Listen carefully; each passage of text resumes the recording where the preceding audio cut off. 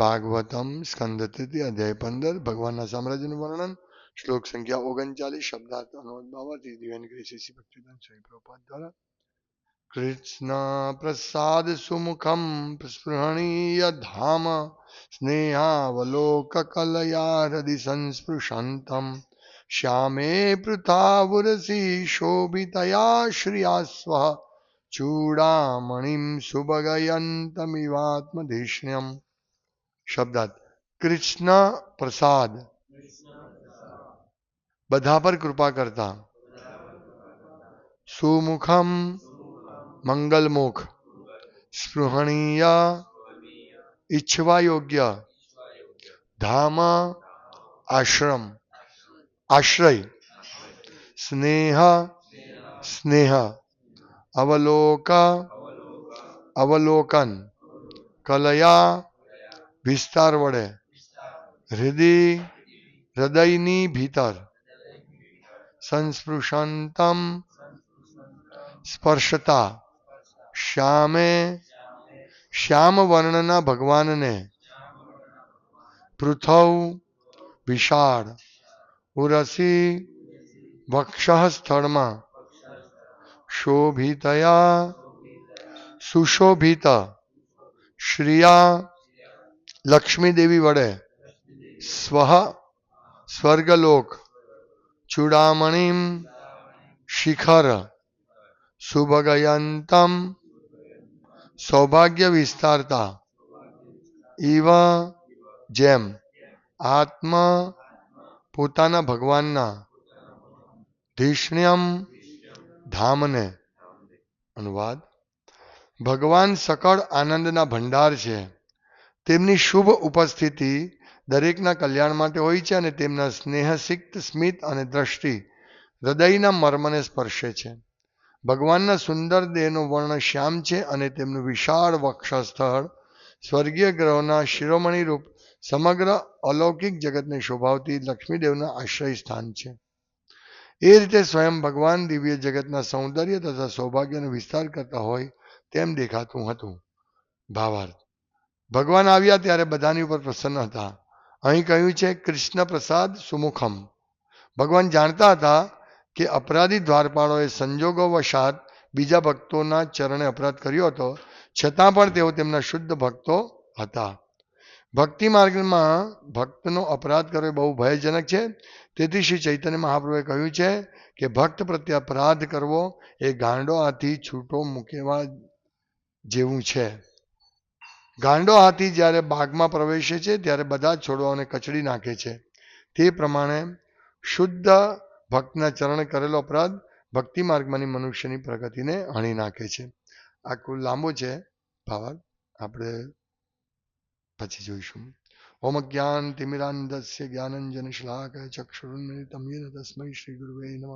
શ્રી ચૈતન્ય મનોભીષ્ટમ સ્થાપિતમ યેન ભૂતલે સ્વયં રૂપકદામયં દદાતિ સુપદાન્તિકમ.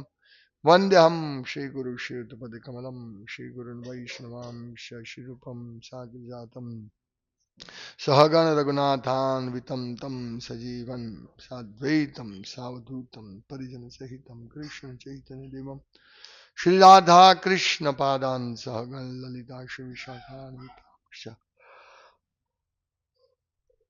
હે કૃષ્ણ કરુણા સિંધુ દીનબંધો જગતપતિ ગોપેશ ગોપિકા કાંત રાધા કાંત નમોસ્તુતે. તપ્ત કાંચન ગૌરાંગી રાધે વૃંદાવનેશ્વરી વૃષભાનુસુતે દેવી પ્रणमामि हरिप्रिय. वाञ्छाकल्पतरुभ्यश्च कृपा सिन्धुभ्येव च पतितानां पावनेभ्यो वैष्णवेभ्यो नमो नमः. श्री कृष्ण चैतन्य प्रभु नित्यानंद श्री अद्वैत गदाधर शिवासादि गौर भक्तवृंद. हरे कृष्ण कृष्ण कृष्ण हरे हरे, हरे राम राम राम हरे हरे. ભગવાનનું મુખ અને ભગવાનનું હાસ્ય, ભગવાનની કૃપા એ બહુ મધુર છે. ભગવાનને જોયું કે આ પરિસ્થિતિ આવી છે અને દ્વારપાળે પોતાના દ્વારપાળે આ સંતોનો અપરાધ કર્યો છે. પણ છતાં અહીંયા લખ્યું છે કે ભગવાન કૃષ્ણ પ્રસાદ સુમુખમ.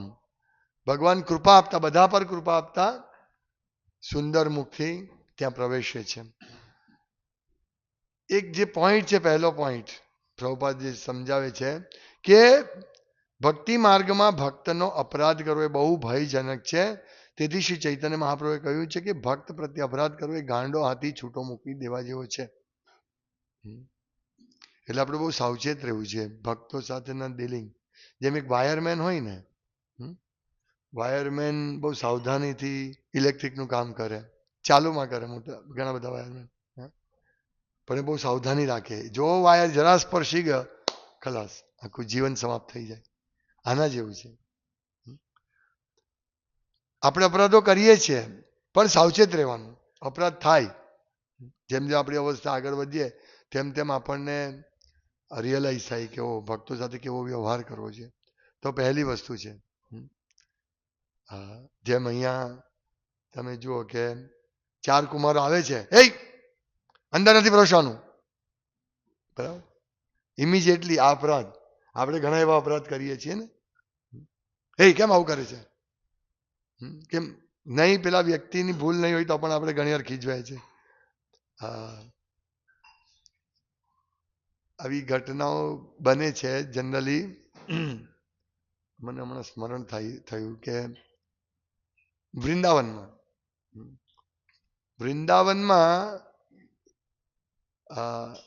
બધા ત્યાં જે સેવા કરતા હોય ભક્તો, અમુક જે ગૃહસ્થ ભક્તો કોઈ છે, એટલા બધા પાવરમાં હોય ને, તમે જરા પણ એમને કહી હે કેમ આવું કરું. એક જણ આરતી લઈને જતો હતો, તો આરતી લઈને જતો હતો એટલે મેં આરતી લેવા પ્રયાસ કર્યો, હે કેમ આવું કરું છું. શું થયું મને ખબર નહીં હતી, તો હું કઈ બોલ્યો નહીં. એટલે એમ જરા પણ એમ કેવું છે આ આરતી મારે આ કામને કારણે તમે હમણાં નહીં લો, પણ બધા મગજ એકદમ ભારેલું હોય કે કેમ આવું કરો છો, પછી અપરાધ થઈ જાય. એટલે આપણે બહુ સાવચેત રહેવું છે. જ્યારે વિશેષ કરીને આપણે જ્યારે સેવા કરતા હોઈએ, લીડિંગ પોઝિશનમાં એ સેવા કરતા હોય ને બીજા વ્યક્તિ કંઈક ભૂલો કરે તો આપણે સાવધાન રહેવું છે. ભૂલ કહેવાની રીત હોય એ રીતે આપણે કહેવું જોઈએ કે જેથી વ્યક્તિ પ્રત્યે અપરાધ નહીં થાય. પણ અપરાધ તો થાય જ, કારણ કે પેલા વ્યક્તિ સમજે નહીં તો શું કરવું. પણ જે હોય તે ભગવાન બચાવે છે. અહીંયા જ કહે કૃષ્ણ પ્રસાદ સુમુખમ. આપણે ધ્યાન રાખવું જોઈએ, જાણી જોઈને અપરાધ નહીં થવા જોઈએ, અજાણતા પણ નહીં થવા જોઈએ. એટલે ધીમે ધીમે જેમ જેમ આપણે ભક્તિમાં પ્રગતિ કરીએ તેમ આપણને ખબર પડે કે નહીં આ નહીં કરવું છે, આ નહીં કરવું છે, આવું નહીં બોલવું છે. ધીમે ધીમે ધીમે જે આપણે શરૂઆતમાં હતા અને અત્યારે ડિસ્ક્રિમિનેશન, શું બોલવું છે, શું નહીં બોલવું છે, ક્યાં કેટલું બોલવું છે, એ બધું આપણે ધ્યાન રાખવું જોઈએ ભક્તોએ. આ એક પહેલો પોઈન્ટ છે. ત્યાર પછી બીજો પોઈન્ટ, તે પ્રમાણે શુદ્ધ ભક્તના ચરણ કરેલો અપરાધ ભક્તિ માર્ગમાંની મનુષ્યની પ્રગતિને હણી નાખે છે. એટલે આપણે સાવચેત રહેવું છે. એટલે આપણે રોજ 10 નામ અપરાધ બોલીએ છીએ ને, આ ખાલી પોપટની જેમ નથી બોલવાનું. ભક્તો की निंदा करना, शिव ब्रह्मादि को भगवान नाम के समान से स्वतंत्र, ધ્યાનમાં રાખવાનું એક એક પોઈન્ટ. કેવી રીતે આપણે બચવું છે આ બધા 10 અપરાધી. ધ્યાનપૂર્વક જપ ના કરના એ અપરાધ છે. આપણે જોઈએ છે મોટાભાગના ભક્તો રોજ અપરાધ બોલે પોપટની જેમ અને પછી અપરાધ કરતા હોય છે, ધ્યાનપૂર્વક જપ નથી કરતા. એવું નહીં, ધ્યાનપૂર્વક જપ કરવો છે. આ એક અપરાધ છે. તો આવા અપરાધથી બચવું જોઈએ આપણે. ઓકે, હવે બીજો પોઈન્ટ, સર્વ પ્રત્યે સમાન હોવાથી અને તેમના ભક્ત પ્રત્યે ખાસ વલણ રાખતા હોવાથી તેમણે અપરાધીઓ તરફ પણ અપરાધ પામનારા જેટલી જ કૃપા દ્રષ્ટિથી જોયું. આનો અર્થ છે કૃષ્ણ પ્રસાદ સુમુખમ. એટલે બધા ઉપર સરખી કૃપા ભગવાન આપે છે. ભગવાન દિવ્ય ગુણોના અનંત ભંડાર હોવાને લીધે તેમના ભાવ હોય છે. આ એક ગુણ છે. કોઈ ભેદભાવ નથી કરતા ભગવાન. ભક્તો પ્રત્યેનો તેમનો પ્રસન્ન ભાવ એટલો આનંદપ્રદ અને હૃદય સ્પર્શી હતો કે તેમનું સ્મિત પણ તેમને માટે આકર્ષક હતું. આ આકર્ષણ જ આ ભૌતિક વિશ્વના સર્વોચ્ચ ગ્રહો માટે તો ભવ્ય હતું જ, એટલું જ નહીં પણ પેલી પારના દિવ્ય જગત માટે પણ ભવ્ય હતું.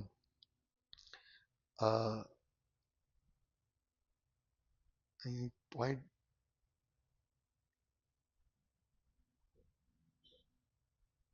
ભગવાન દિવ્ય ગુણોના અનંત ભંડાર હોવાને લીધે તેમનો આ ભાવ હોય છે. એટલે વ્યક્તિએ આ ભાવ સમાનતામાં આપણે કોઈ બે વ્યક્તિને જોઈએ, પક્ષપાત નહીં થઈ જાય એ ખાસ ધ્યાન રાખવું જોઈએ. જ્યારે નિર્ણય લઈએ બે ભક્તો વચ્ચે કંઈક પ્રોબ્લેમ થયો તો પક્ષપાત નહીં થઈ જવું જોઈએ. લીડરે બહુ સાવચેતીથી ડિસિઝન લેવું જોઈએ. એક પ્રત્યે પક્ષપાત થાય તો બીજાને એ પક્ષપાત થઈને કે મારી ઉપર કૃપા થઈ, અને બીજાને એવું લાગે કે જો આવું થયું.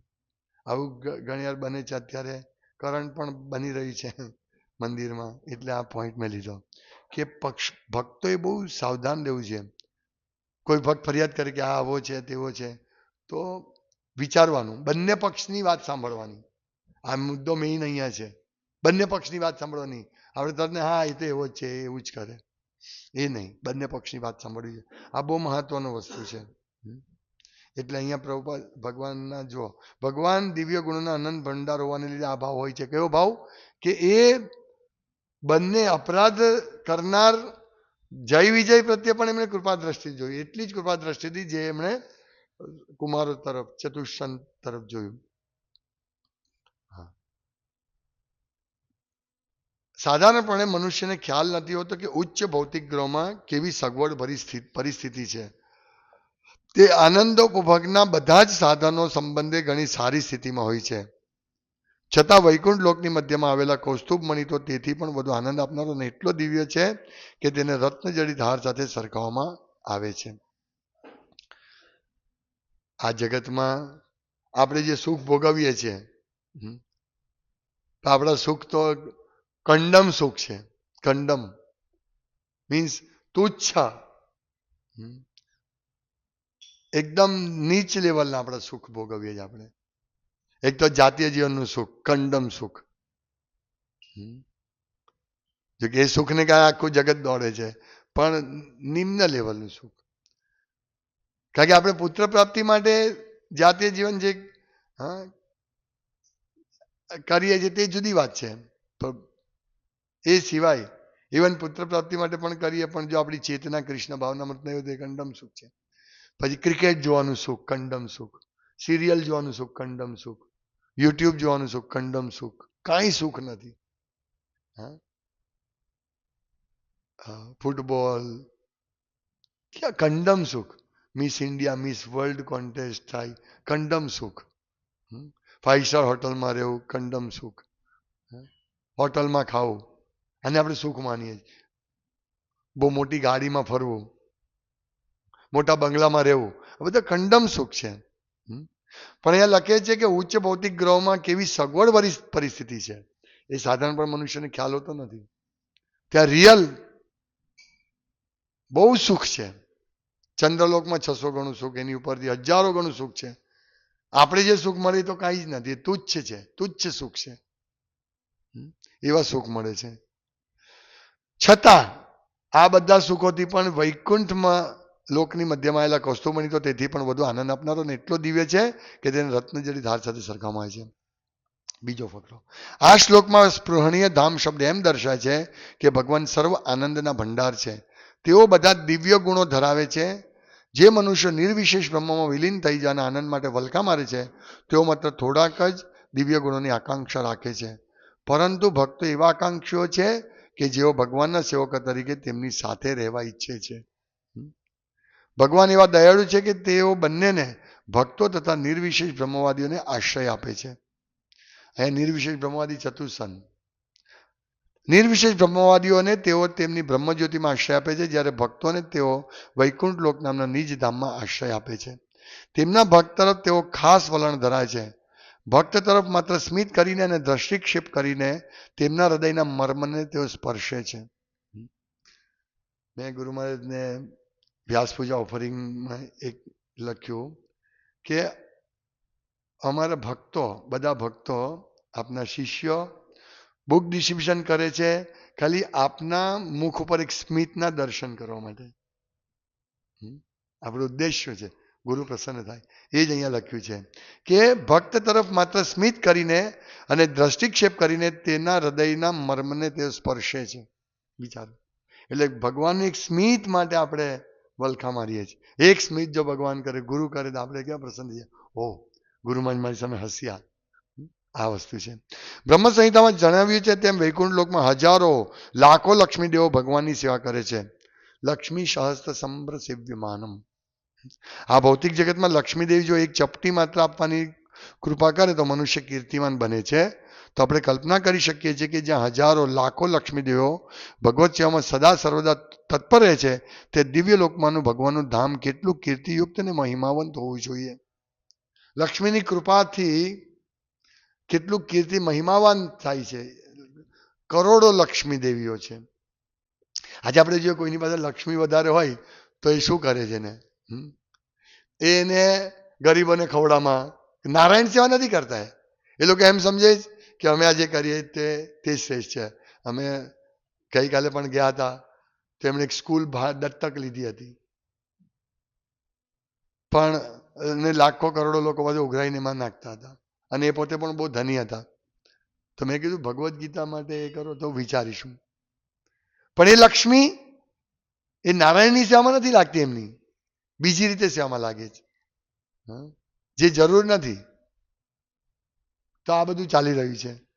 પણ ભગવાન લાખો લક્ષ્મીદેવ ભગવાનની સેવા કરે તો લક્ષ્મીને ભગવાનની સેવામાં લગાડવી છે, નહીં કે આપણને મન ફાવે તેમ અનાથ આશ્રમમાં દાન આપો અને અહીંયા દાન આપો તે દાન.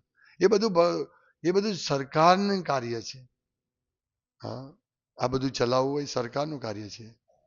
નો ડાઉટ અમુક પુણ્યશાળી લોકો જે કૃષ્ણ ભક્તિ શુદ્ધ નથી કરતા એ બધું આ કરે છે તો ઓકે, એ જુદું છે. પણ ભક્તો જે શુદ્ધ ભક્તો છે એમણે આ તરફ નહીં જવું જોઈએ. તે દિવ્ય લોકમાંનું ધામ ભગવાન ધામ કેટલું કીર્તિયુક્ત ને મહિમાવંત હોવું જોઈએ. આ શ્લોકનું એક બીજું પાસું એ છે કે વૈકુંઠ લોક ક્યાં સ્થિત છે તે પણ અહીં સ્પષ્ટ જાહેર કર્યું છે. સૂર્યગ્રહની ઉપર વિશ્વમાં સૌથી ઊંચે આવેલા સત્યલોક અથવા બ્રહ્મલોક તરીકે ઓળખાતા સ્વર્ગના લોકોના શિખર તરીકે વૈકુંઠ લોક સ્થિત છે. દિવ્ય જગત આ વિશ્વની પેલી પાર આવેલું છે. તેથી અહીં કહ્યું છે કે દિવ્ય જગત અથવા વૈકુંઠ લોક સર્વ ગ્રહ મંડળોનું શિખર છે. તો આ ભૌતિક જગતનો જે બોરો છે એની ઉપર એટલે શિખરની જેમ વૈકુંઠ લોક સ્થિત છે. હરે કૃષ્ણ. શ્રીમદ ભાગવતમ કી જય. શ્રીલ પ્રભુપાદ કી જય.